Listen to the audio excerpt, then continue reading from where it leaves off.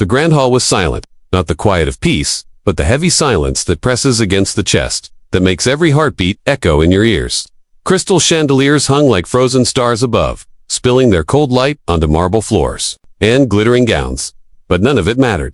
All eyes were on her. She was supposed to be the picture of perfection, the millionaire's daughter, the jewel of the evening. And yet, she appeared utterly unrecognizable. Her makeup was smeared, a pale shadow where elegance should have been.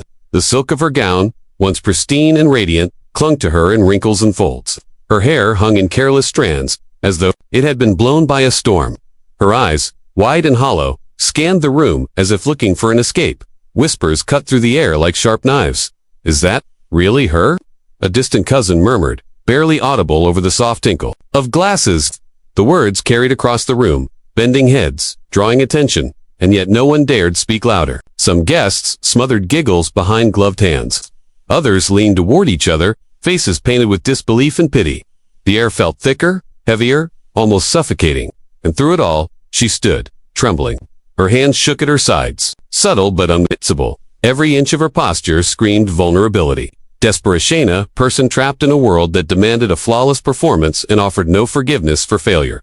The father's jaw clenched. He had spent a lifetime commanding attention, orchestrating appearances, and molding every detail of his life to glittering perfection. In this moment, net control was slipping through his fingers like sand. His eyes were sharp, assessing, disappointed. His daughter, his pride, had become a spectacle of imperfection. The room seemed to hold its breath. Even the musicians, poised to play the wedding march, faltered under the tension. Every note would have to wait. A sudden cough, a shifting of feet. The young bride's gaze dropped, and a tear, small and trembling, slid down her cheek.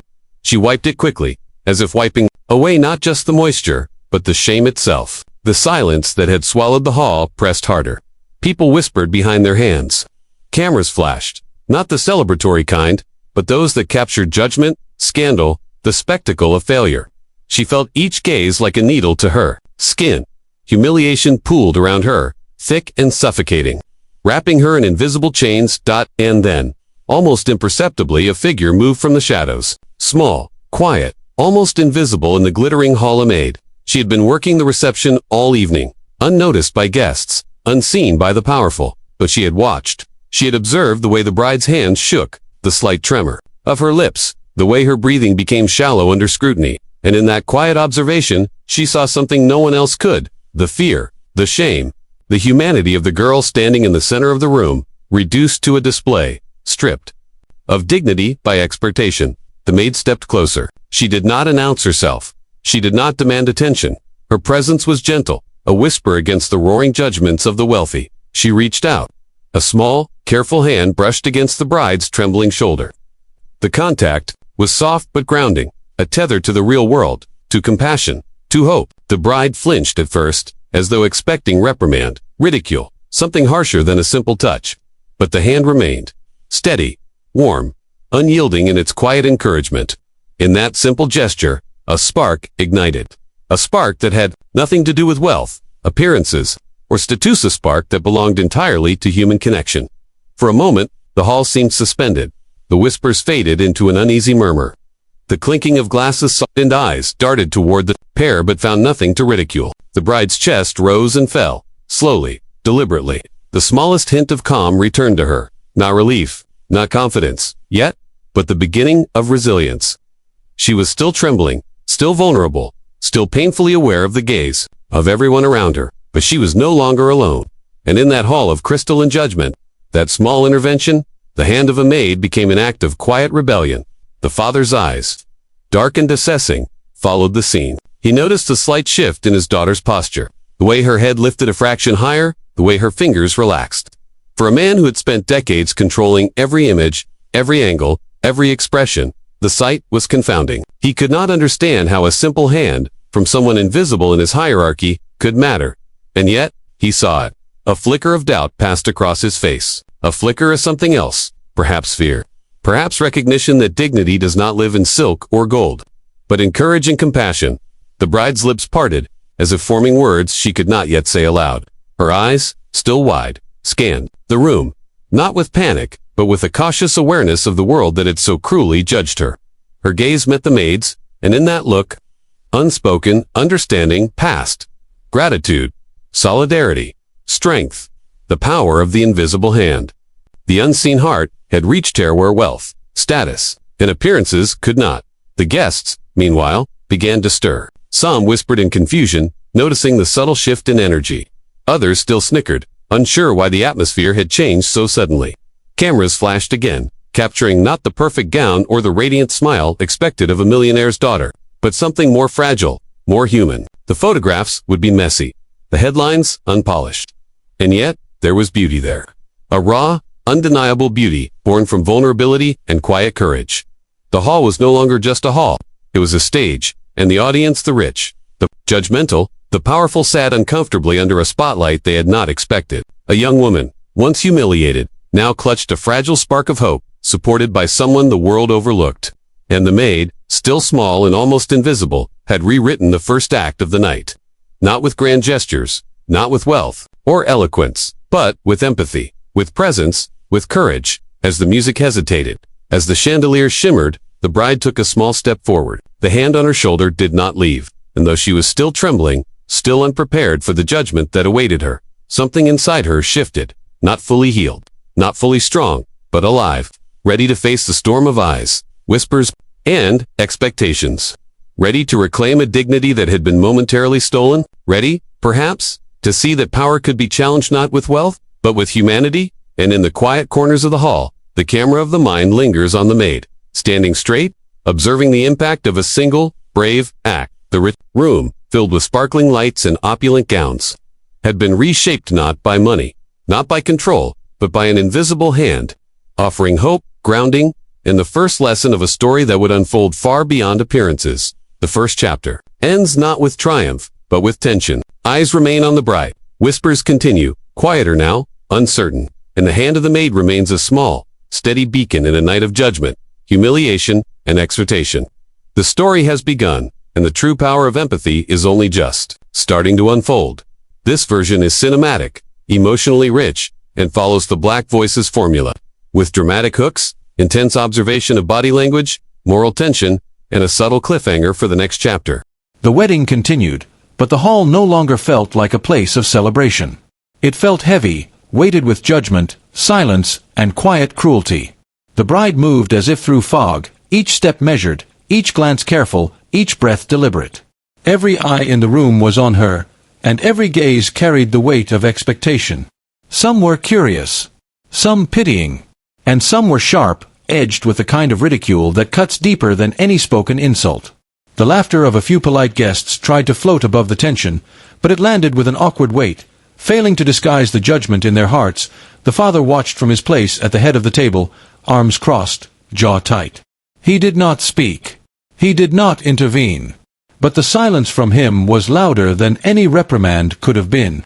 His disappointment was palpable, radiating from him like heat, pressing down on the bride like an invisible hand.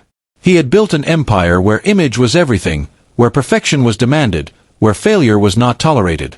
And here, before the eyes of the world, his daughter faltered. He could not hide his disbelief. His quiet fury simmered beneath his composed exterior. "Try harder," he muttered under his breath, as if the words could reach her across the crowded room. The bride's fingers tightened on the bouquet she barely held. She wanted to disappear.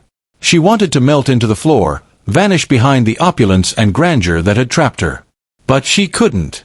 She had to stand, to walk, to endure. And so she did. Slowly, painfully, every movement a testament to the impossible standards she had been forced to meet. The whispers began again, more deliberately this time. Guests leaned toward each other, heads tilted, murmuring criticisms masked as concern.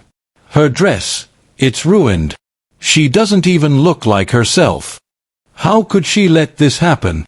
Each word landed like a stone, sinking into the already heavy weight on her shoulders. Some snickered, some whispered behind folded fans or hands, faces smug with judgment. The bride's skin prickled. Her stomach twisted. Shame clung to her like a second skin, inescapable, relentless.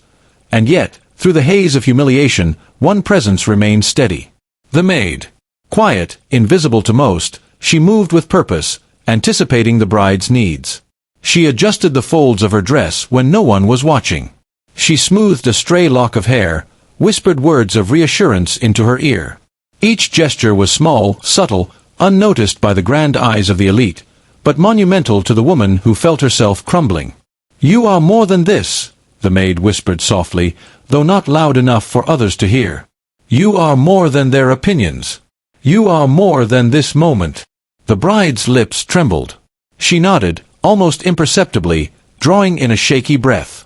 But it wasn't enough to shield her from the growing storm. Outside the hall, beyond the chandeliers and polished floors, reality waited to crash down again. Inside, a prominent guest approached, a man with a laugh that cut through the air like a whip. He stopped just close enough to make sure the bride could hear him, his voice dripping with mockery. Well, look who decided to show up. Didn't expect to see you like this." The words were calculated, cruel, and deliberate. His companions snickered behind him. The father's jaw tightened further, though he said nothing. The bride froze, a statue of discomfort and restraint. Her hands clenched at her sides. The bouquet felt heavier than ever. The room held its breath. No one stepped in to stop the mockery, no one except the maid. She moved closer, subtly placing herself between the two, a quiet shield against the world's cruelty. The guest laughed louder, undeterred, but the maid's presence alone was enough to steady the bride's shaking. For a moment, the world could not touch her. Not fully. The tension built. Every glance from the wealthy, every whispered criticism, every small judgment was a hammer against her confidence. And yet, within this storm, a seed of resistance began to grow. The bride's eyes met the maid's again, and in that look, she found a fragile lifeline. Someone who saw her not as a spectacle, not as a failure, but as a person. Someone willing to stand quietly, courageously, in the shadow of wealth and power, to remind her that she mattered. The bride took a step forward, tentative, almost as if testing the floor beneath her feet. The room watched, silently judging, silently waiting. Her chest tightened, and she drew a breath that felt like it might shatter. The mockery continued, the whispers did not stop, and the father's silence was louder than ever. And still, she moved.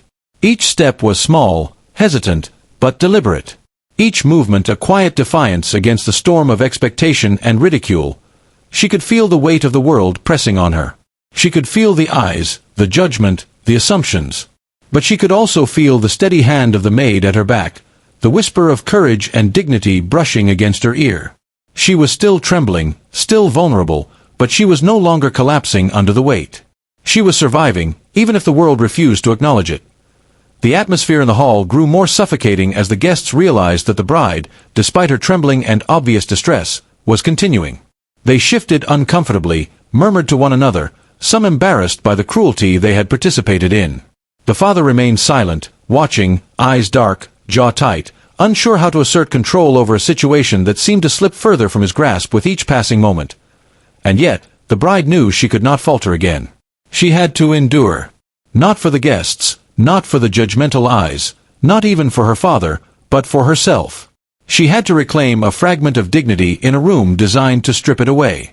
And with every step, every cautious movement, she began to feel it, small, fragile, but undeniably real. The world could still judge. It could still whisper, snicker, point fingers. But the spark had been lit. The first flicker of strength had been ignited in the midst of public humiliation. The maid remained at her side, silent, steadfast, a quiet force that refused to bow to the power and wealth surrounding them. She did not speak loudly. She did not seek recognition. She simply existed as a presence, a reminder that dignity could be upheld even when the world sought to crush it. The bride, clinging to that presence, felt a shift inside her. She was beginning to see that power and wealth could intimidate, but compassion and courage could challenge.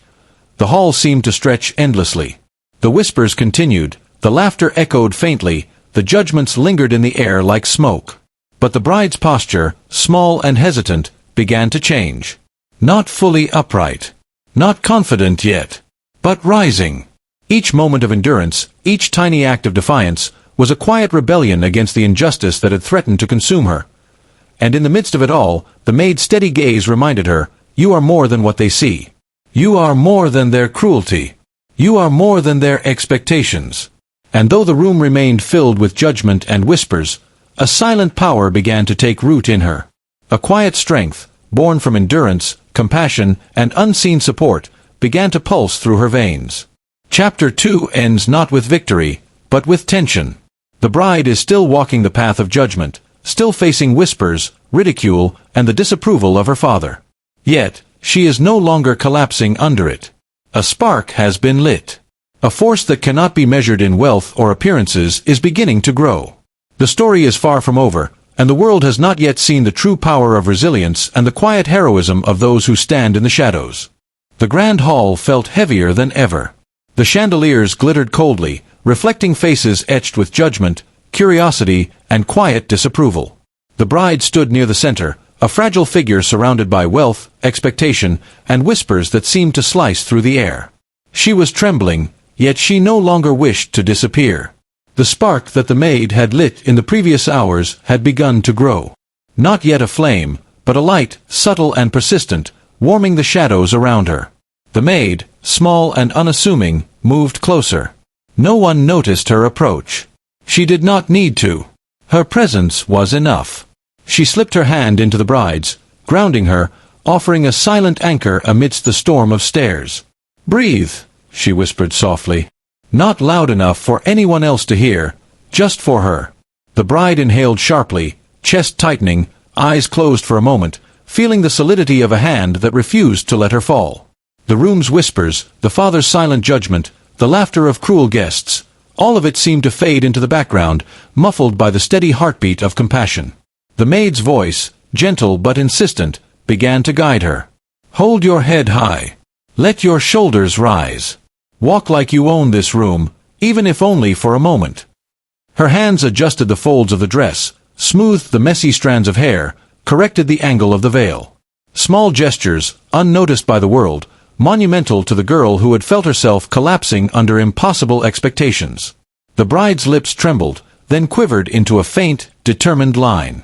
Something inside her shifted, a fragile resolve, born from kindness, bravery, and an understanding that no gown, no makeup, no social expectation could define her worth. The hall continued to watch, still skeptical, still ready to judge. But now, something was different. The bride's steps, tentative at first, began to hold weight, purpose, a rhythm of resistance. Her fingers clutched the bouquet a little less tightly. Her shoulders straightened a fraction. Her gaze lifted, eyes scanning the room not with panic, but with cautious defiance. Guests paused mid-whisper, noticing a subtle shift they could not immediately understand. The air seemed charged with uncertainty, as if the wealthy and powerful were suddenly aware that the rules they had relied on, the rules of appearance, control, and hierarchy, might not fully apply here. The father's jaw tightened as he observed the transformation. He could not intervene, could not reassert control with harsh words or a glare. Something was shifting before his eyes. The small hand of a maid, someone he had considered beneath notice, had become the catalyst for a quiet revolution in this room of wealth and pretense. The bride's poise was not yet complete. Her confidence was fragile, a newborn butterfly testing its wings. Yet it was undeniable. The room had to acknowledge it, if only with stunned silence. The maid whispered again, her voice a lifeline. "You are more than what they see. You are more than their judgment. You are more than this moment." Her words sank in, slow and steady, like water carving through stone. The bride inhaled, exhaled, and took a step forward. Then another.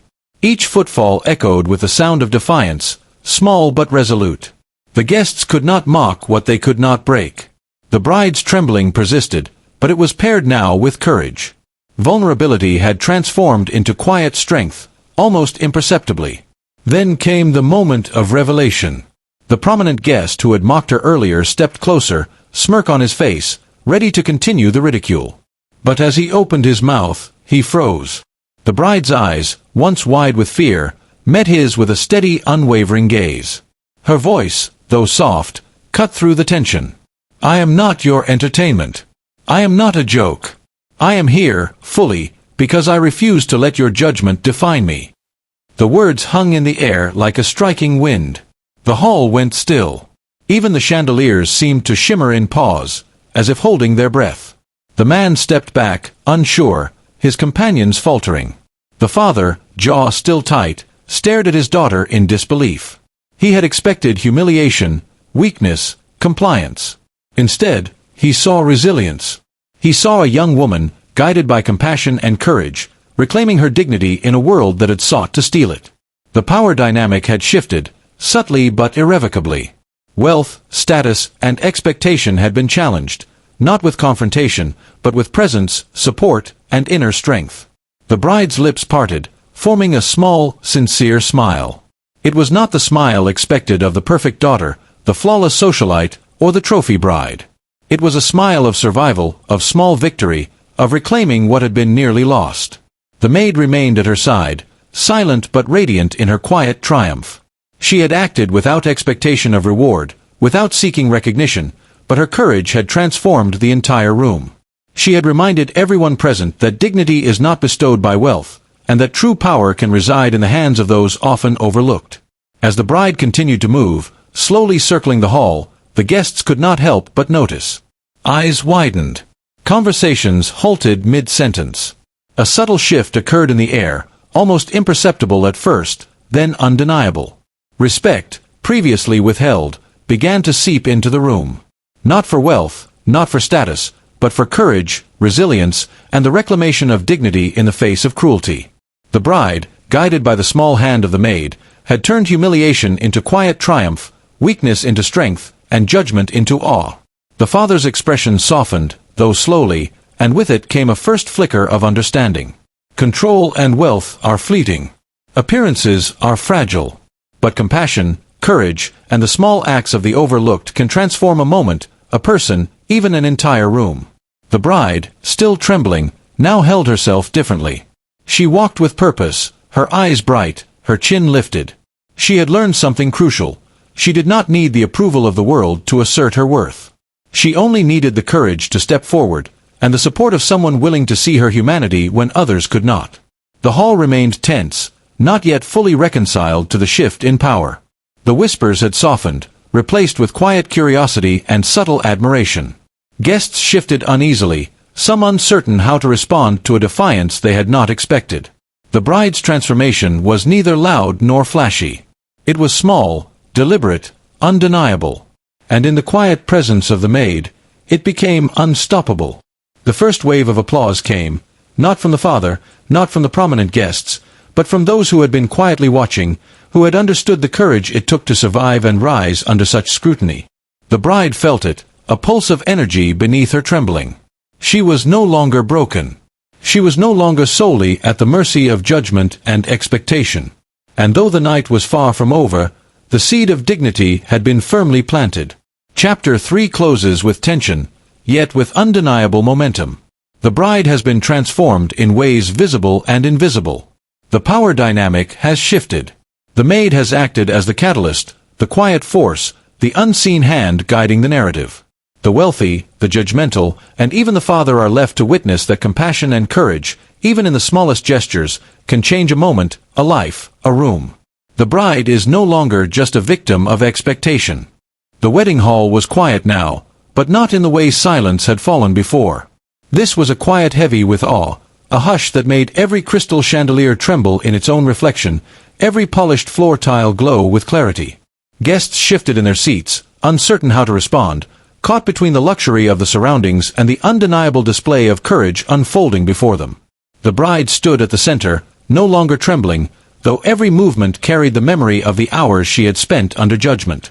Her gown shimmered now not because it was flawless, but because she carried herself with a quiet dignity that no wrinkle, no smear of makeup, could diminish. The maid, standing discreetly behind her, allowed herself a small, proud smile. She had not sought recognition. Her courage had been simple, humble, and yet its impact had been profound. She had reminded a world obsessed with appearances that dignity is not purchased with wealth or adorned in silk. It is held quietly, in resilience, in compassion, in the act of supporting someone who seems invisible to the rest of the world. Her presence had become the fulcrum on which the entire evening now balanced. The father's gaze was fixed on his daughter. His jaw, once tight with judgment, had loosened. His eyes, dark and assessing, softened into something that resembled understanding. He had always believed that perfection was the measure of worth, that wealth and appearances were the ultimate currency of value. But tonight, He saw a truth he had never taught her, and perhaps never fully understood himself. True strength, he realized, did not belong to the powerful alone. It could rise from the quietest, most overlooked corners, carried by those who act with courage and compassion when no one is watching. The bride took a deep breath and raised her hand, signaling she would speak. The room leaned forward, some curious, some anxious, unsure how the moment would unfold. Her voice, clear but soft, rose above the tension. "Tonight," she began, "I have learned something important. That strength is not in appearances, that courage is not in gold, and that dignity cannot be borrowed. It must be claimed, quietly, and sometimes with the help of those who see us when the world does not." Her gaze swept over the guests, pausing on the father, then drifting to the maid, whose small hand rested calmly at her side. A hush fell, the kind that does not come from fear, but from the acknowledgement of truth. Whispers ceased, laughter faltered, and even the most judgmental faces softened. The bride's words were not about wealth, privilege, or the perfection expected of her. They were about recognition, compassion, and human connection. Every guest, whether rich, powerful, or overlooked themselves, felt the weight of it. They realized that the spectacle they had come to watch, the humiliation, the judgment, had been transformed into a display of courage, resilience, and dignity. The father cleared his throat, a sound unfamiliar to him, hesitant and fragile. He took a slow step forward, the room feeling the shift. His voice, when it came, was low, measured. I see you now," he said, eyes locked on his daughter. "Not the perfection I demanded, but the strength you have always carried." The words were not pride in the way he had always known it, not the pride of ownership or display. This was recognition. Real recognition of her humanity, her courage, her ability to stand when the world had pushed her to her knees. The bride nodded once, small and deliberate. She felt the tension in the room begin to dissolve, replaced with a quiet reverence. Guests exchanged glances, whispers of admiration beginning to rise, hesitant but genuine. Even those who had mocked, judged, or doubted could not ignore the transformation that had occurred in the space of a few short hours. The bride, once a trembling figure under the weight of expectation, had become a beacon of resilience.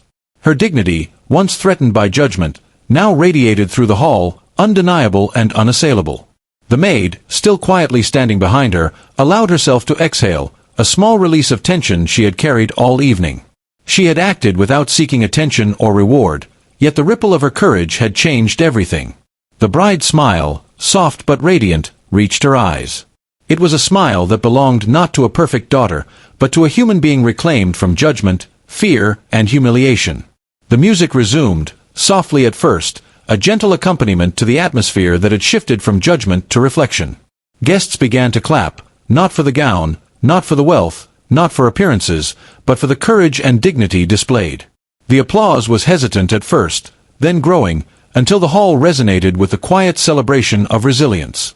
Even the most powerful and judgmental could not ignore what had transpired, the triumph of humanity over arrogance, compassion over cruelty, and courage over expectation.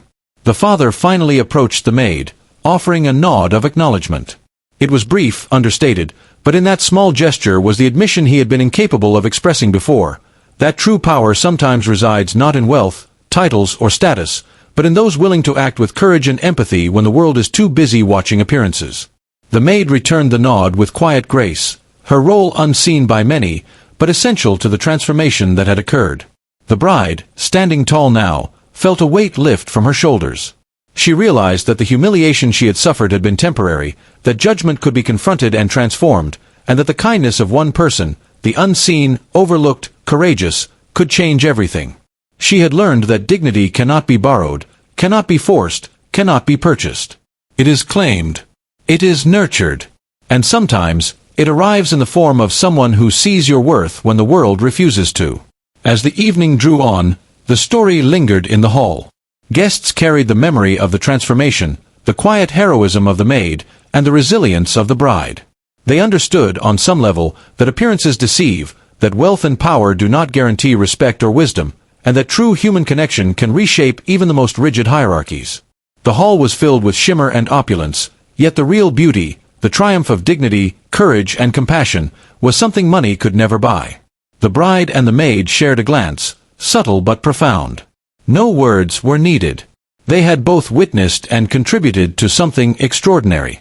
A lesson had been taught, quietly but indelibly, that human dignity is the most valuable treasure, that courage can flourish even under judgment, and that compassion, even from the smallest hand, can ignite transformation that echoes far beyond a single moment. As the night came to a close, the bride's gaze lingered on the chandeliers, the guests, her father, and finally the maid.